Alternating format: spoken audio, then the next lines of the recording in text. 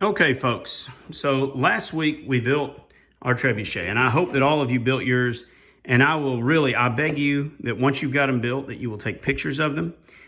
You can post them to my class. You can send them to me in email or text or on the Google Classroom, however you want to. And I would also ask that you take pictures of these and send them to Keela or Danya or anybody that's working with the Upward Bound program. But last week we learned how to build it and make it, and I told you to do a little investigating in some of the research behind it and the physics that works in it. This week, what I'm wanting you to do, this is a scientific principle, which is trying things out, making adjustments. When these were actually used, and granted, these are things from a long time ago that we're not going to, use in war or battle, but we have other things.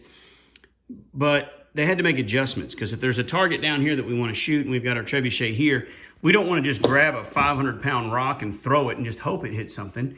We want to aim it at something and have it hit. So I want you to think about the adjustments you can make. One, it came with these little clay balls, and you're supposed to roll these up, this big piece of clay, into balls that you can shoot. And you can put them down and put them in the slingshot pouch of the trebuchet before you pull the pin, and then it whips around. What are adjustments that you could make on your trebuchet that are going to make it fly higher or further or faster? What are things that you can do? And this is the part this week that I want you to kind of tinker with and experiment with. And I'll just tell you, one that's kind of obvious. What happens if we change the weight in the big hopper up here in the front of the trebuchet? What if we add more weight? And that's one of the things that I did. I had this tool, and so I put that in there, and then I added the clay ball, what was left over in, and different things to see how the trebuchet would shoot with more or less weight. What if you take your string on your pouch and you make it a little longer or a little shorter? Will that affect the way that the projectile comes out?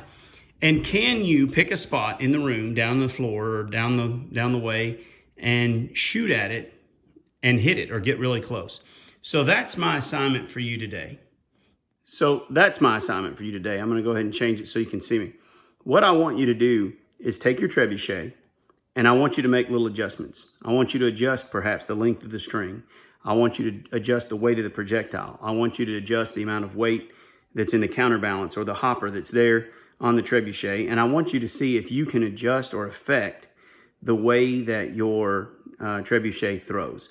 And when it comes down to really the scientific method, what we do with the scientific method is we form a hypothesis and then we work on it. We take the hypothesis and we say, I think if I do this, this will happen. And we try it out and it works or it doesn't work.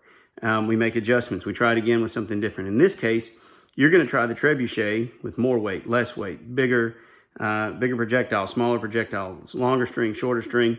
And then I want you to see if you can get yours to hit. If you can make a video of your trebuchet that's actually in action, working, and doing what it's supposed to do, I think that would be even great. If you could post that to me or to Keela or to Danya, that would be a great thing. But hopefully you've enjoyed it. Hopefully you learned some of the science behind it as you looked through some of the videos and read some of the articles last week.